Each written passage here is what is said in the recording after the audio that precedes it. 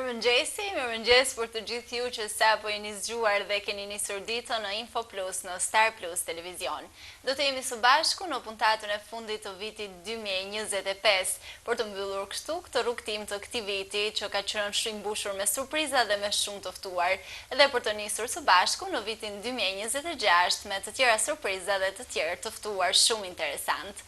Ashtu është edhe i ftuari sotëm. Është një njerëz shumë special, një djalë që ka një perspektivë të mrekullueshme për të ardhmen dhe për vitin 2025, ai është shpallur si lojtari më i mirë i ri. Sportisti më i mirë i ri është me mua sot në studio, Saad Durro. Mirëmëngjesi. Mirëmëngjesi. Faleminderit që je me mua në këtë intervistë. Për mua është kënaqësi të jemi ftuar në emisionin tanë. Faleminderit shumë, Saad. Dua të vazhdojmë pak të flasim se si lindi dëshira jote, si lindi pasioni yt për volejbollin. Pasioni jam për volejbollin ka nisë qysh në gjimnas, në orën e fizkulturës. Njështë të luajt me shok, ka kriju dëshirën për me luajt volejboll. Masanaj me 6 maj 2021 unë kam provu me shkut me bos tërvitje. I kam thënë njerë babs, a mundesh me folë për me shku diko, kanë kontaktu me profesor Fatjon Çekinin edhe Endre Juknin, ata i kanë thënë ashtë i mirë pritën të ekipi jo. Pra ti përmende babin. Babi ishte personi i parë që ti i tregove që kishe një dëshirë të madhe që të vazhdoje të luaje volejboll. A është ai mbështetje jote më e madhe? Po baba është mbështetje më e madhe, ai është stimuli më i madh jemi që në Milan më shumë vedit parë. Gjithashtu është edhe mama jeme që mund të la pa për men. Ato të dy janë gjithku mas mirë në përneshjet mija si në Shkodër, ashtu edhe jashtë qytetit.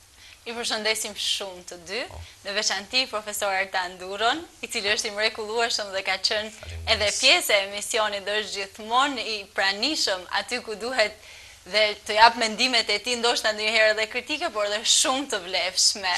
E përshëndesim shumë profesor Tani, të përshëndesim. Ke menduar ndonjëherë se do të arrije këtë sukses në fillimet tuaja kur e fillove të luaje volejboll? Me të thonë drejtën, nuk e kam menduar se gjithkur që e fillan sportin e fillan për qef si hobi, edhe është shumë e vështirë me e kthy hobin profesion, por ka ecë edhe jam shumë krenar për këtë që kam arritë. Sa mund ka pasur e gjithë kjo rrugë, gjithë ky rrugtim? Ka pas shumë mund, se me 6 maj mund bëhen 4 vjetë që unë luaj volejboll çdo ditë. 4 vite që luan volejboll çdo ditë. Mund ta tregosh pak rutinën që ti ndjek? Pra se është diçka që nuk është e lehtë, duhet një rutinë e përditshme, besoj unë. Mund ta tregosh pak më shumë? Po, është një rutinë e përditshme. Unë qohem në 8 me hangër mëngjesin, pastaj shkoj në palestër, të Shkodra Fitness në atë të Jordan Misja. 11 unë kryj palestër, pastaj nisem për në universitet se unë studioj edhe për degen finans kontabilitet. Sa bukur. Një sportist që studion për financë, shumë bukur. Masanaj, mas i kryj seminaret, unë shkaj drejt me pushu, që mu pa gati për me shku në stërvitje. Masanaj, mas stërvitjet, ose kam 6 e kryj në 8, mund e me thirë në shak për kafe. Pra, vazhdo në rutinën e ditës. Ka sakrifica sa të sporti? Ka shumë sakrifica, është e pa mujtën mu ba sportit, ose nuk më banë 2 herë stërvitje në ditë, ose më shumë. Paka shumë sa orë të shkonë, vetëm stërvitje? Mu më shkojnë 4 orë në ditë, por... Së bashku me palestrën, apo? Po, së bashku me palestrën, por ka dhe sportistat që janë më të mirë që i bajnë më shumë. Ti e sportist i vitit.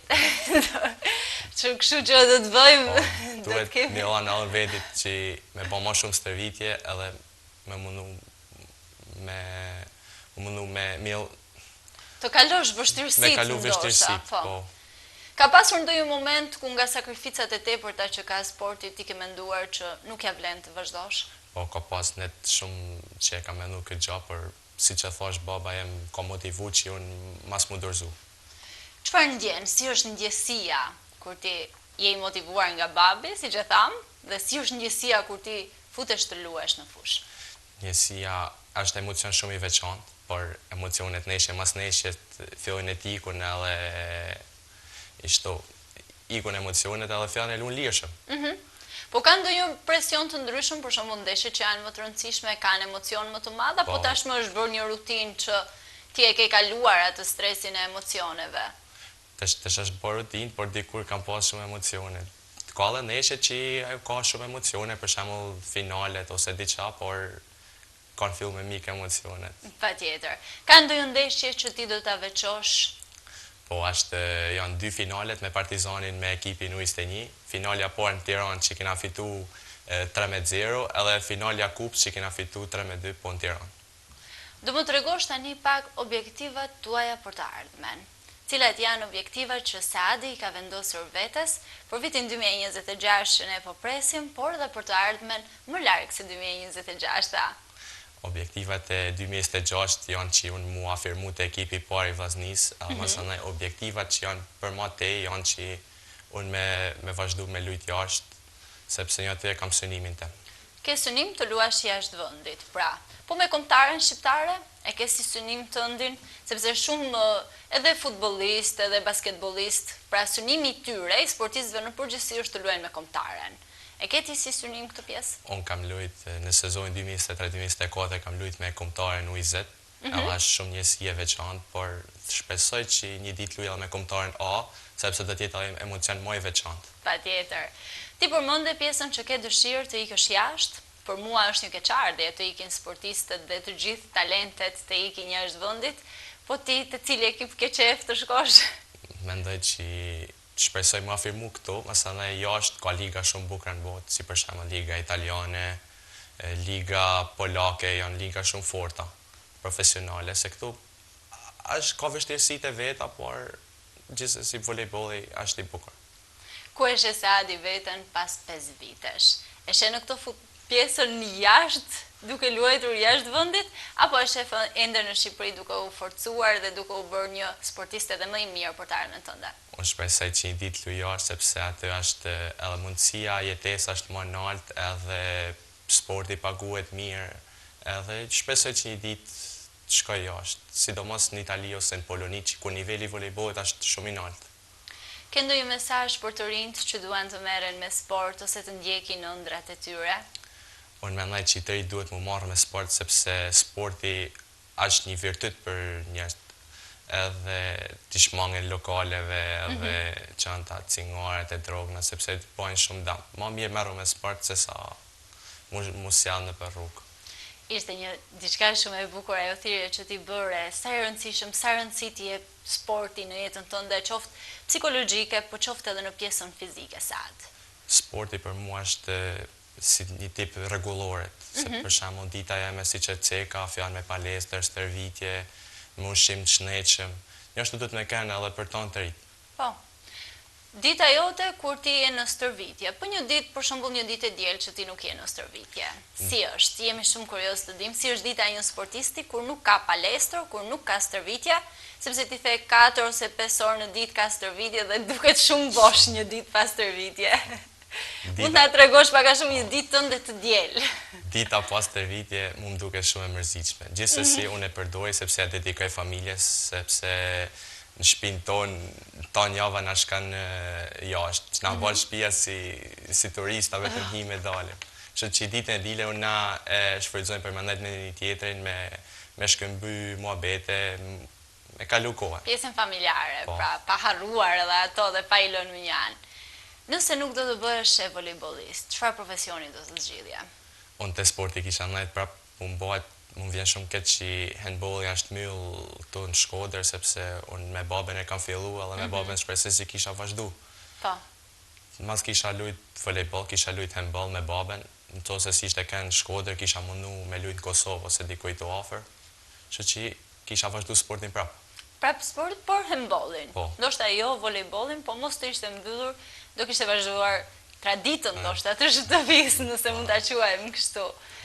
Po shkolla është diçka ti ke zgjedhur financën. Po. E mendon veten si një financier? Po e mendoj, sepse kam mamën si shembull ka kjo anë, edhe shpresoj që një ditë po am i financier i suksesshëm. Po vazhdo si me volejbollin, bëhem edhe financier i suksesshëm. Dhe ne ta uroj me gjithë shpirt nga Info Plus.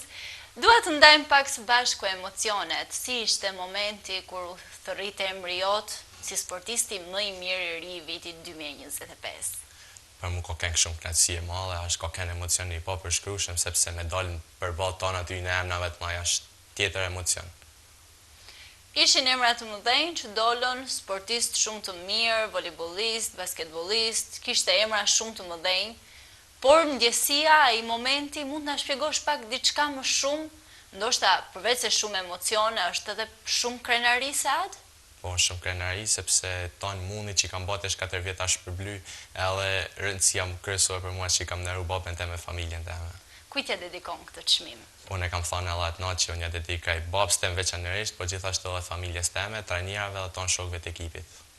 Ti ke dhe një vëlla, a e vazhdon edhe ai traditën familjare, dua të them, për dëshirën e sporteve? Po, allaj lunë volejbol me ekipin unë 19. Shpresoj që allaj të ecin në gjurën të mija të babës. Je ndonjëherë kritikues Karshiti? Po, gjithmonë të Gjithmonë Karshit të vegjëlve jemi kur kritikues. e një familje sportiste gjithmonë kanë marrë edhe kritika, se kritikat gjithmonë njëri t'i thet për mirë, nuk t'i thet për keq. Allaj i merr edhe i rregullon gabimet që ka bë. Si e shikon të ardhmen e volejbollit në Shqipëri? Unë mendoj që volejbolli është në rritje, edhe shpresoj që ka u bën, nuk pa them një në ligat më të forta në Ballkan, por një ligë e fortë ka për të bë. Po të ardhmen e volejbollit në Europë, sepse ti pretendon që në vitet e ardhshme të luash atje? Liga volejbollit në Europë është shumë e fortë, shumë profesionale, edhe se besoj se ka nevojë për më shumë. Nuk ka nevojë për fjalë fare liga Është- atje. është- Sa të falenderoj shumë që Shumë ishe me faleminderit mua për në këtë ftesën. intervistë kaq të këndshme. Dua të cekim faktin që është intervista jote e parë dhe për mua është një privilegj shumë i madh. Shpresoj të marrim intervistat të tjera dhe që të marrësh çmime shumë të mira lart e më lart. Shumë faleminderit sa mu, edhe për mua ishte kënaqësi që t'jem pjesë e emisionit tonë. Faleminderit shumë. Faleminderit dhe të gjithëve ju që na keni ndjekur deri në këtë moment. Takimi rradhës në Info Plus vitin e ardhshëm. Faleminderit.